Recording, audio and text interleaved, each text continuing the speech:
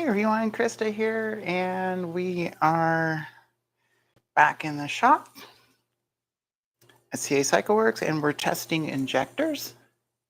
And this batch isn't exactly going super well. Not sure why. Probably it's supply chain issues, but the quality just isn't there that we were used to. So normally when we order the injectors, we ask for them to be matched. And so the injectors are like a China copy of the IWP 043. We've been selling these for, I don't know, about a decade, maybe. And, we've talked about the test bench before here and there. And, I've talked about it on the Facebook. I mean, we've had this test bench for forever. Okay. So,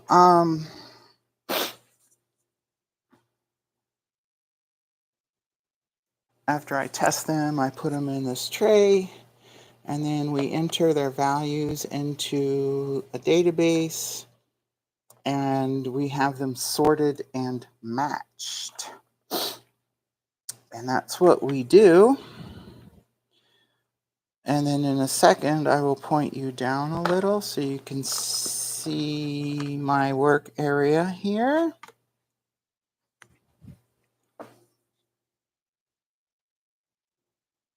And so I lay them out before testing, and we upgraded to a paint pen from a Sharpie, so maybe the letters will last a little longer for folks, but we got the batch in. I measured all of them for resistance first, so there were no just out-of-box immediate failures. They all passed the resistance test, which is great. And then I got the test bench out of storage. What do we do here to you? I think what we did was we unwound you from, oh gosh. We unwound you from the, whatchamajig, the base. There we go. We'll tighten you up again. Here we go. Okay, vomit cam is over.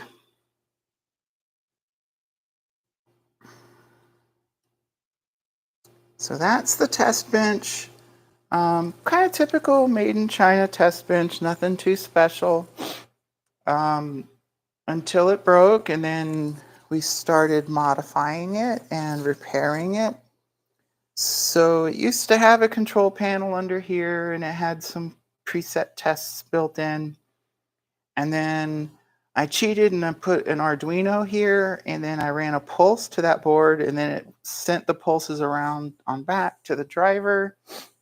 And then the board itself finally gave up the ghost, and it wouldn't transfer the pulses anymore. So then I had to come up with another solution. So now we've got this Wio terminal. It's from Seed Studio. It's like an Arduino-like device. It is not the same as an Arduino in that it doesn't use the Atmel, or I think it's Atmel processor, but it's also not an ESP32.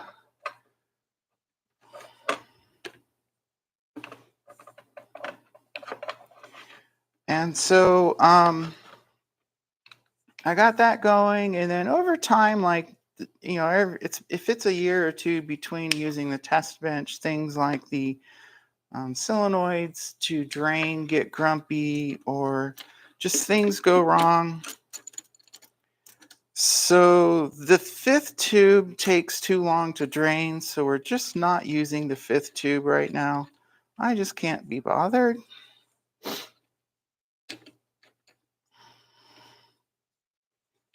And it took a little bit longer than normal to get the injectors, probably supply chain issues. Plus it, this batch just isn't as good as the last few batches we've gotten, or any of them, honestly. Okay, so Hopefully the zooming in and outing won't be too distracting. Oh, we have to hook up our leads.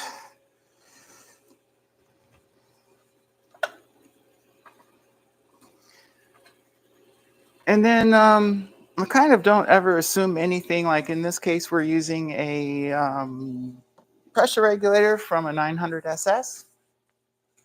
And each of the tubes has ballast in it so that if I pour the same quantity of fluid in, they all measure the same value. I don't really care about exact numbers, just because we're doing it relative to each other. Oh, hey, Lance Fox. No, these aren't for the 1100 Hyper. These are for the 2-valve monsters mostly, and like the MH900E. So it's the brown. How do I make this do something more useful here? Anyway, it's the brown band injectors for the 2-valve bikes. Okay, so we're all set up. This tight. Maybe I won't get a shower. Run the tests. Wait, let's turn on the debug menu. And so I might do a close-up or not. I don't know. But the first test is for idle. So the pulse width is 2.48 milliseconds. So it's basically 2.5 milliseconds. We do 2,500 pulses, except for we run it at like a lot of RPM. I don't put the RPM, I've got the period. The period's 14 milliseconds. So we're giving it plenty of time to recover and be steady before the next pulse. So we're rushing the idle to get more pulses in, but it's not affecting the test. I did a few different tests to make sure 2,500 that takes, say, 6 minutes is the same as 2,500 pulses that takes only a few. And yeah, the first injector looks dead on arrival. Not real surprising. This batch has just been pretty miserable. Our supplier, we've had a great relationship with them, and I always tell them, like, look, ask the factory to make us the the absolute best product your factory can make. I want first quality. That's like a actual Chinese phrase. And I want to be proud of buying something from their factory. These were off the shelf, and I'm not sure if the factory's in position to make more. And we bought like the last 80 of these that were available. And it looks like about a third are not going to be usable, which is kind of sad. Like, people rip on China a lot, and it's like they'll sell you what you ask for. So normally folks just want cheapest anything possible. And then you end up on YouTube getting mad at the parts store for the aftermarket parts. Well, we don't want you mad at us. We love you, so we're not going to do that to you. That's why we do all this testing. All right, so we have 40. I'm going to call that one 45. It's between the lines a little bit. This one's 39. 44. Skip a tube, and 60. So the 60 one's going to be bad. I can tell you that now. That's way too much. Way too much for idle. Actually, I wouldn't say it's bad. If we can match it with another one and it passes our bigger tests, then sure, not a problem. You know, like, folks usually run the trim really rich anyway, so it's kind of better to have a rich idle and then the rest of it normal. All right, so we drained, let the fluid drain. This one takes like a minute to drain, so I just like, you know what, screw the tube. And it advances to my mid test. So this simulates going, let's say, 30, 40 miles an hour. cruising down the road, you know, you've left your stop, but you're not speeding along or not on the freeway. And so the pulse width is 6.36 milliseconds, and these values are based on real-world measured observations or taken out of maps, fuel maps from these bikes. We're doing 2,000 pulses, and we speed it up to a 12.6 millisecond period. So we're giving it basically twice the pulse width is the whole thing. So we're at 50% duty cycle. We're great on the duty cycle here. Here again, I chose to speed up the RPM to make the tests quicker in time, but to give us accurate values.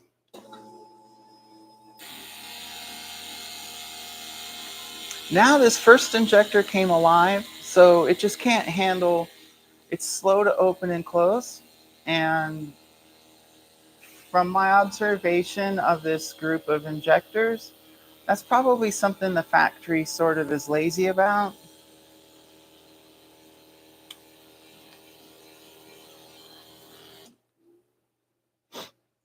And then we're using test fluid in this, not actual gasoline.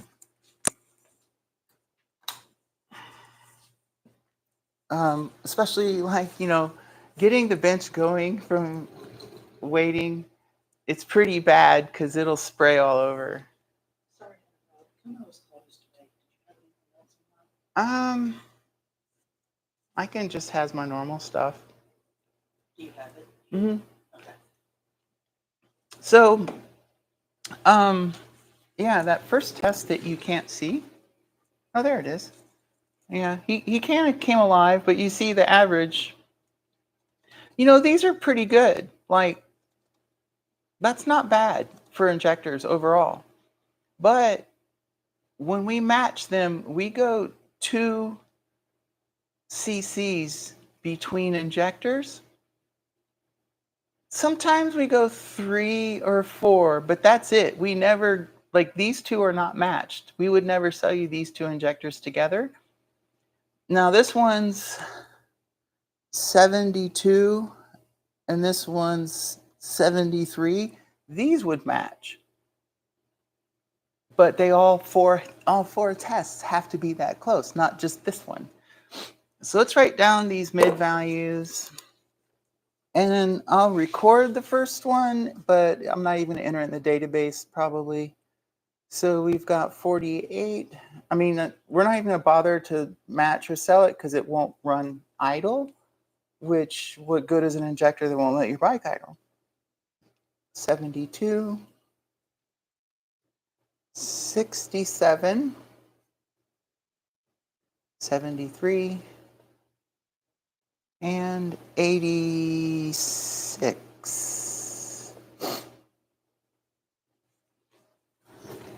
All right, so yeah, this last one's a little bit more than the others.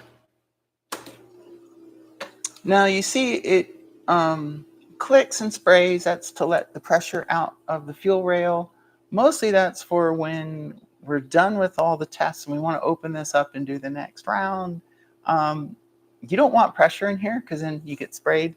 Thankfully, this stuff just smells a little weird for a little while and it's not as bad as gas.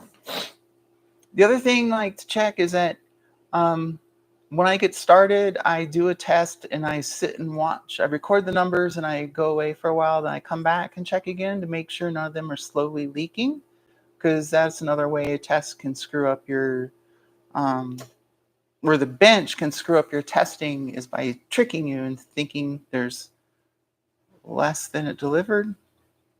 So the load is, this simulates max torque. So typically you'd be somewhere 6,000-7,000 RPM. It's going to be wide open throttle, but this is where you're going to have the most duty cycle on the injectors.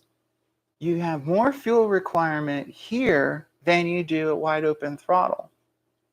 And so we run a 12.6 millisecond pulse, and we only give it 2.5 milliseconds to recover before the next one. So that can mess with the dots. and I confirmed all these values with the O-scope. Also, while coming up with these values, I was mean with the pulse width and also constrictive with the period, and I verified that the injector quit moving via the waveform, because you can see when it opens, you can watch as it closes, and then it's done and recovers, and then the next one starts right away. So it's pretty angry. So the load's up next.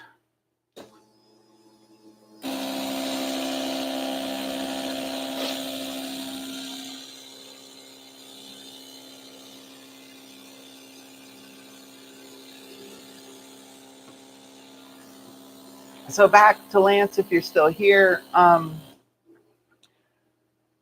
When it comes to other injectors, the difficulty in getting them and matching them, coupled with their expense, that makes these a little tricky to sell. So I'm not exactly inclined to go run out and offer these to the other bikes. If they weren't quite as expensive, or if they were more consistent and easier to buy, maybe. But it's just a little bit miserable selling these. I mean, they're kind of tricky, so it's not like something easy to sell. So they're not as exciting for us to sell. So we've got 56,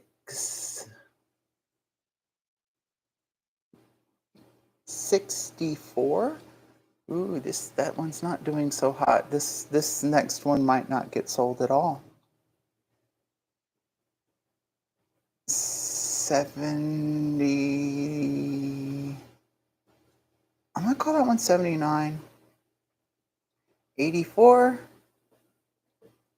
and 92. So I mean that's a pretty big difference. I mean, here to here is almost 30%. Actually, it might be almost 50% more here than here. No, not 50, but you kind of get the idea. Like you don't want these two in your bike, and even the factory Bosch ones, or they Weber, I don't know. The factory ones, they've got some variation too. So don't think these are just crappy aftermarket. I mean, they sort of are, but not like that. We've seen 20% observed on OEM injectors. I mean, that's why you do a dynamic test. Most people that sell matched injectors, they just turn it on and let it go. And a really bad injector could get through that. It's the same with our TPS test bench. We do that because industry standard, regardless of if it's China or Europe or anyone, it's like closed, open, one or two in the middle, that's it. And we do a 120-point sweep and plot that and do math and make sure it's good. I mean, it's pretty hardcore. When you can engineer something and kind of figure out why and how things are working. Now we're going to do the high test. So this is going to be wide open throttle. This is at 10,000 RPM. So it's a 12 millisecond period. And you hear this guy kind of coming in and out. Oh dear, we wanted to overflow that one.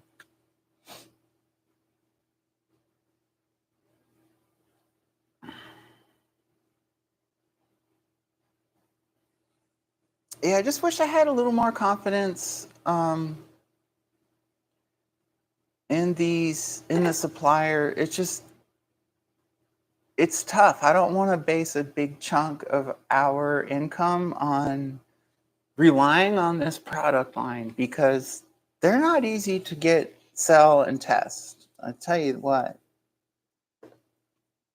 So 63. 63.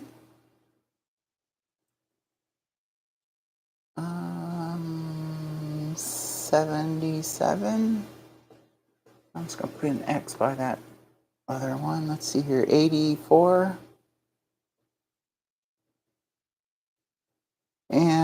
97. And so on these, let's see if you can see, they're sort of set up to where these three numbers should be within reach. And mathematically, these two, the last two tests, are very close. So I set the numbers up to where this one's just, the mid is a touch less because we've got lots of pulses, but what, I could have upped it more, but this works. It shows a good characteristic of what it's up to. So here, like, this injector completely favored the mid, and then it just fell apart up high. So this one has a very poor recovery on its duty cycle. It's not going to get sold. All right, let's see if we can angle you up somehow. I think I need to do it this way.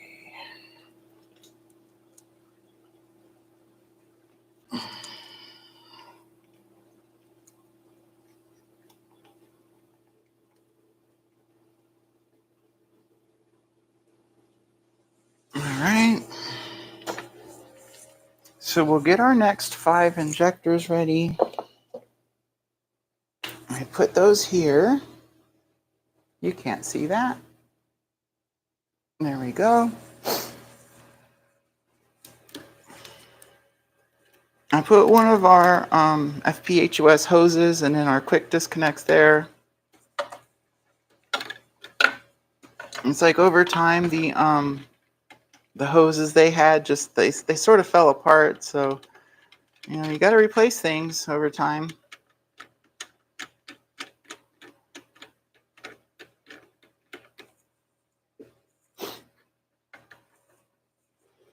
I bring up my bucket here.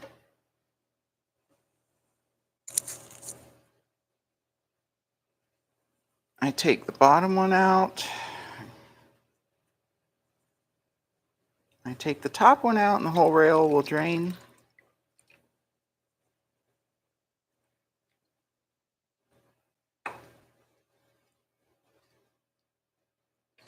So remember, we're not testing on that cylinder at all, but we do need a placeholder to block the pressure. So I just put a dud injector in there.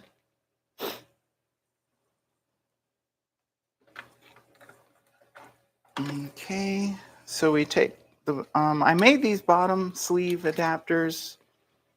The ones they provided, they didn't let you see the tip of the injector. So I machined those up.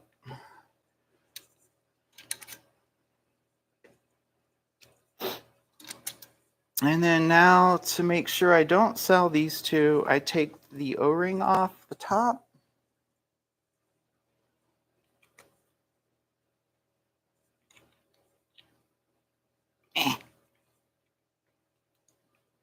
Gimme. There we go. Like whenever something's bad, I usually take some piece of it off to designate that.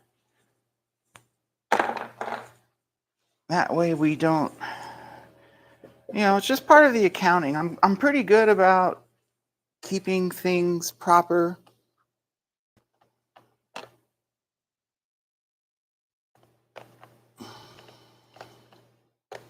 Okay, I put them in my tray.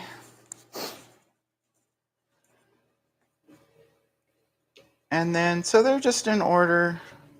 And there's nothing magic about our system. I just use 2 alphanumeric digits, AA through ZZ, and we're currently up to N. And then when it comes time to loop over, I'll probably just clear the database and start over.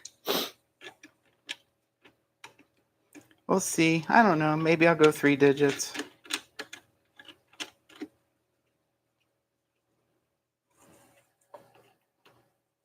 Hook up the leads. Yeah, this is the first time we've purchased injectors when one wouldn't work. That just was very strange. I doubted the test bench for a minute, but they batch fire, so it should never get it like that.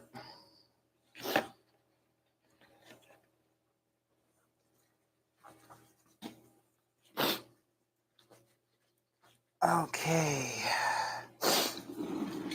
And so I just sit here and do this.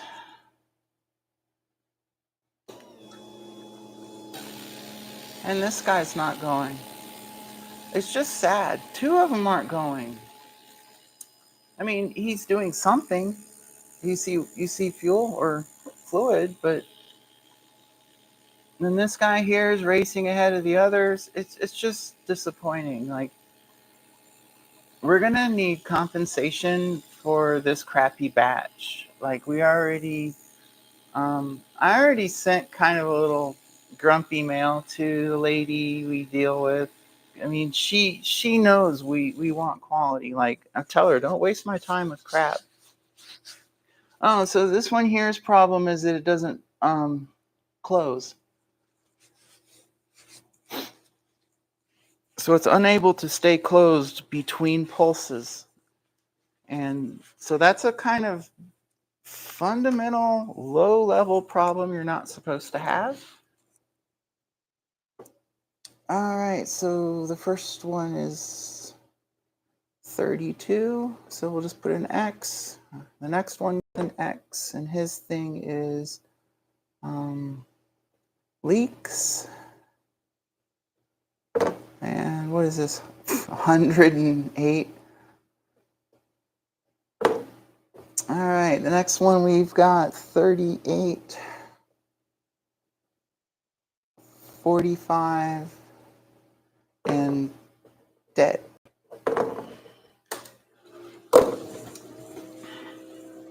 Like, sometimes folks talk about a 30% failure rate buying parts from China, and you know what? I can see that. I can understand that when you don't fight for what you want. If you don't fight for quality, you're not going to get it.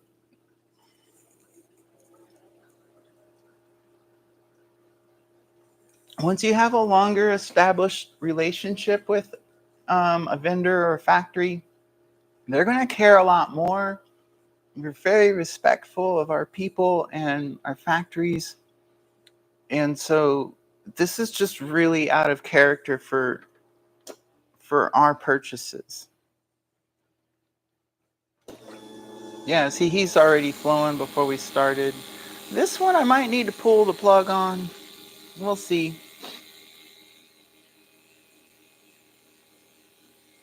We had one overflow yesterday because it was leaky and it never shut off at all.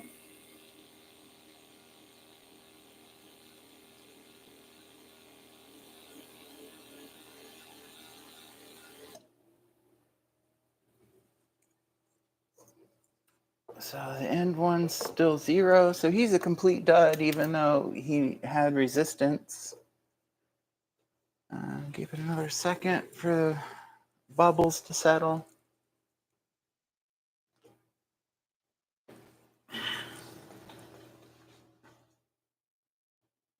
All right, 74.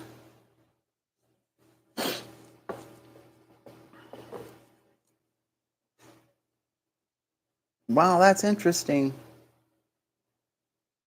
89. So it flowed 20 milliliters more at idle than it did at mid throttle. That's kind of humorous to me.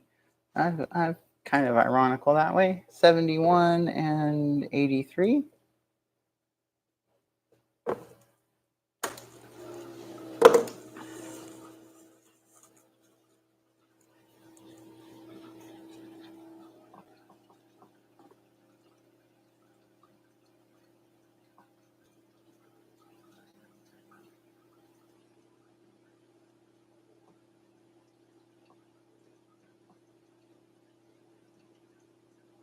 So don't forget to like and subscribe. And if you want to participate, throw the notification bell on. I always welcome company when doing really boring things like this. Okay, we're gonna do the load test. So he flows the same all the time. Like the other ones have an obvious thicker stream, so probably there's an obstruction, maybe it was made poorly. And then this one's just going crazy. Ah, so disappointing.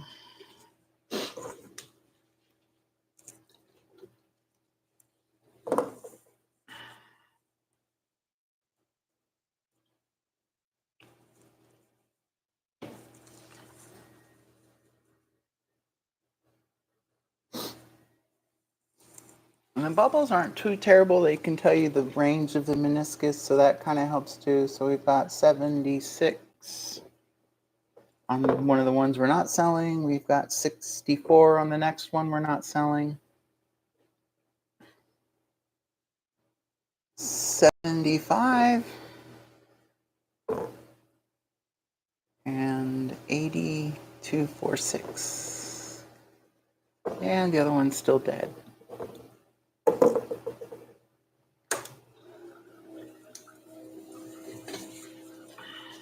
So once the board, the driver board that was here, like it had an internal controller on it, an embedded controller, microcontroller. And when that board died, I just set up MOSFETs to interface between 3.3 digital logic of the WIO terminal and the inputs on the driver board.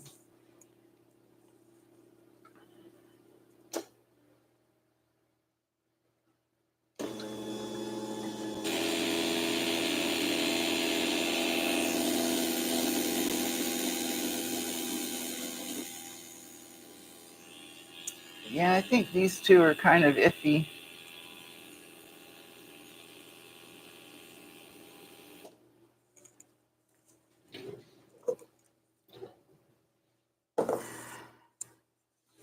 So I'm waiting. I have another sip.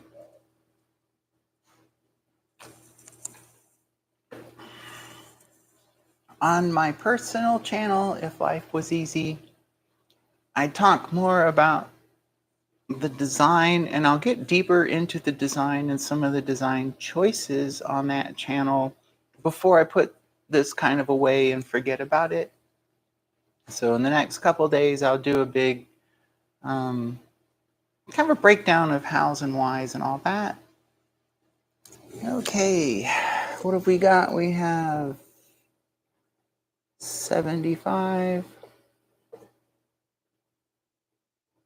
63, 76, and 87.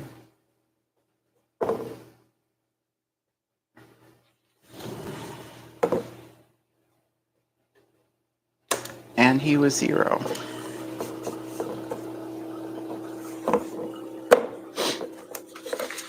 And so I just kind of did a spreadsheet on Google Sheets, and I just went along. There wasn't a way I could see to do those programmatically on the labels. And then I just nuked the column, merged those cells for the 5th tube that we're ignoring. Get the next 5 injectors, and oh, yep, that's the right one.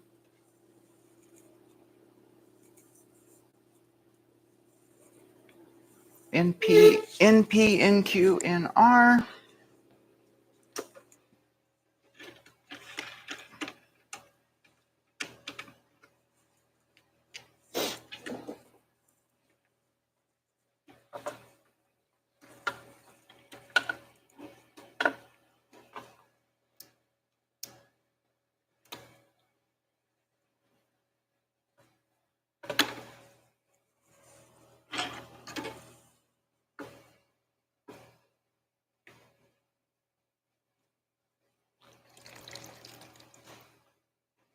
Another huge reason not to use gasoline, other than that you could burn your world down, is you don't want to use pump gas because the ethanol will absolutely murder your test bench.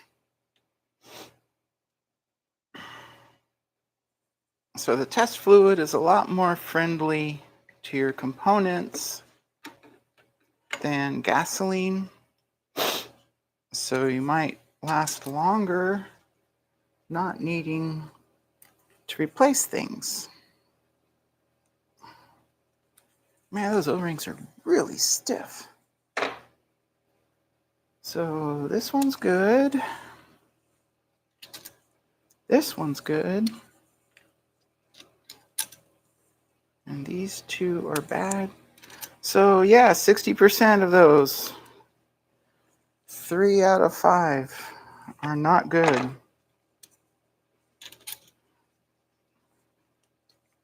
It's just kind of sad.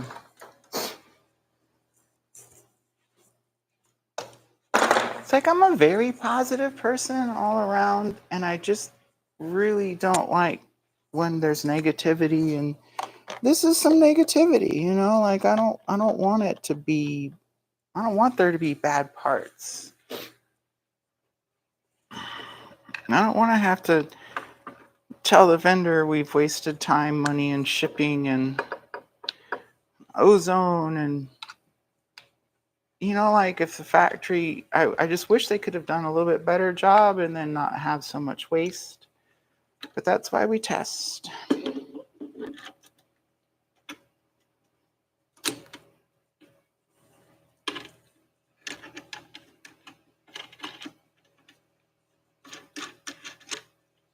Yeah, it's like kind of a lot of folks get pretty judgy about, you know, say made in China or whatever. I don't get judgy, I just get factual.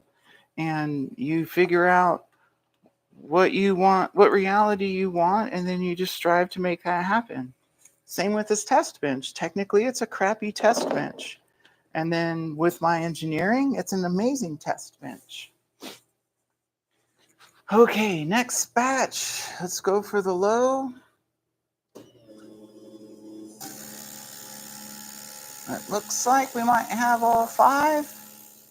No, this one's gonna suck. That's too bad. Maybe. We'll see. It's a chance. Number 4 is coming around the last corner. Oh, I don't know. He's falling behind. 1 and 5 are neck and neck. It's not going to be a photo finish. Oh no, 5 slipped to 3rd. No, 2's going to catch up.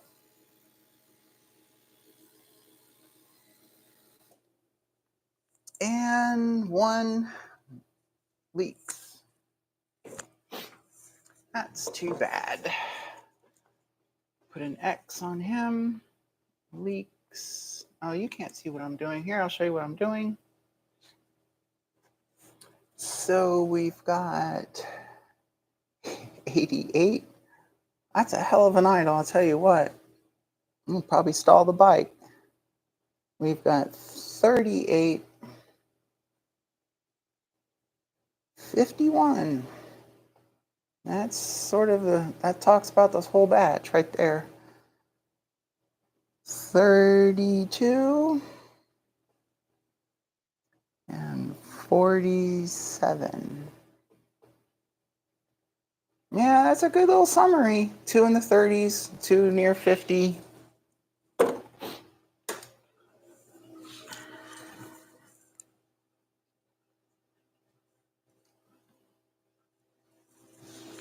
So I rigged this up. This little white gizmo is the WIO terminal. It's really neat piece of kit. I think it was 40, 50 bucks. I don't know. And it has a 40 pin. I think this is Raspberry Pi compatible. And then so I bought a breakout board and then a ribbon cable and then a Raspberry Pi breakout box. There's no Raspberry Pi. It's just I've got all this equipment, and it made a great way to interface with the WIO terminal, because on the breakout, I can pull off the pins I want and interact with the rest of the board. So I'm pretty stoked on that. And then The USB-C cable just is 5 volts to run it. All right, we got the mid test pulled up. Dang, that one cylinder.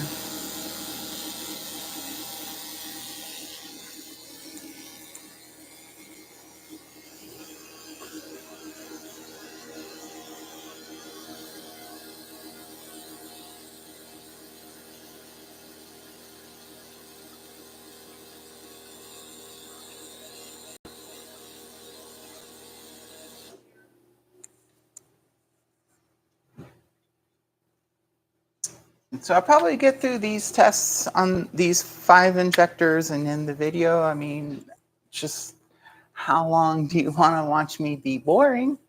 We're already 40 minutes into this, so that's probably long enough to put you to sleep. Great nighttime reading. And let's see, let's take down our notes. We've got 84, 72, 81, 63, and 80.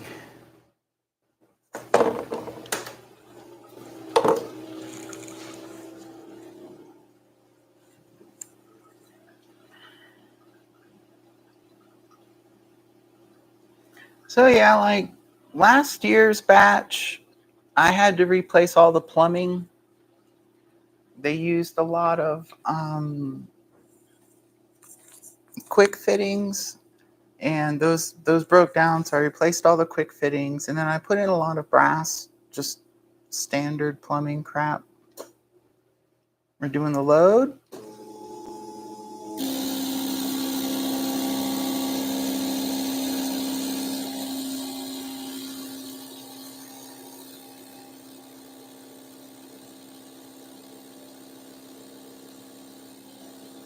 I think you hear this one coming and going. You could tell the sound changed a little.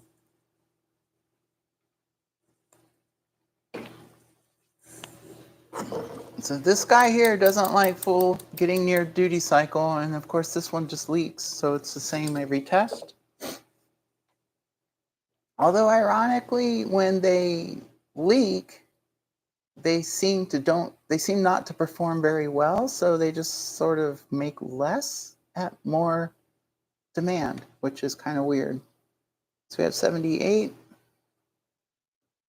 78, 82, 64, 84. Yeah, pretty sure this one's not going to get sold. I don't see that one matching very well.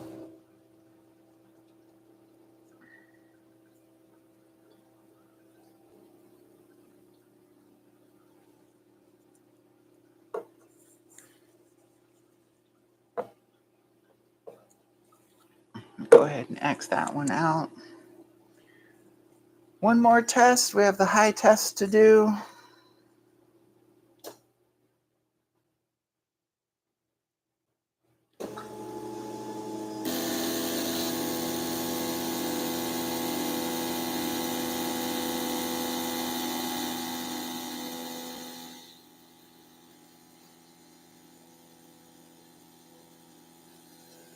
And on the display, I have a little legend for the 3 buttons, and then there's this joystick which you can program and use. I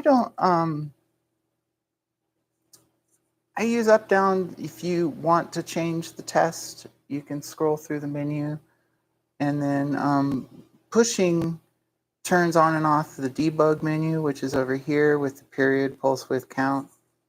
Just kind of less stuff. And then I programmed all this, the UI. I mean, it's just X, Y coordinates, nothing special. And then I always have like a little blue box to catch if you do any inputs.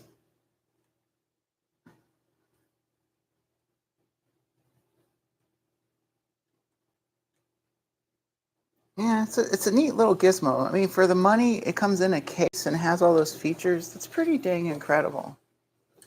So let's write down these values. We've got, oh, it does even worse now at full duty cycle. That's kind of crazy. 57, 79, 85, 69, and 85.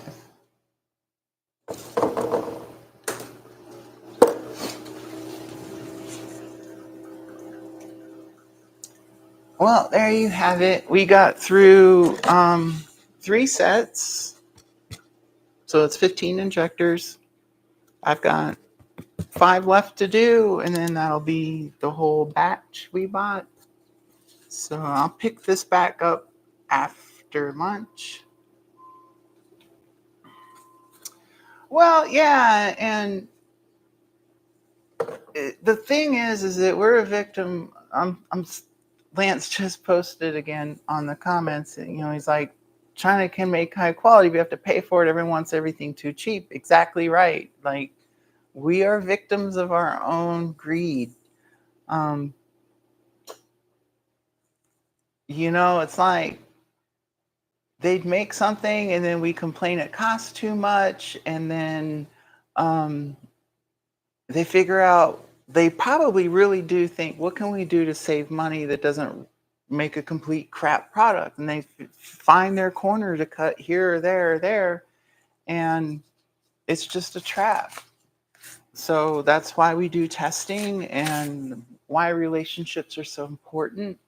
It'd be easy for a factory to forget and roll out worse quality for you next time around, because you know they might not remember, hey, we got to do this one really good. And so yeah, victims of our own greed, certainly. Well, anyway, thanks so much for watching, and I hope you all enjoy this. Like I said, check out my other channel. I'm probably in the afternoon going to do a little more in depth on the design and talk about some of the choices I made. I think I might do that. We'll see. Anyway, like I said, thanks so much, and we'll talk to y'all later.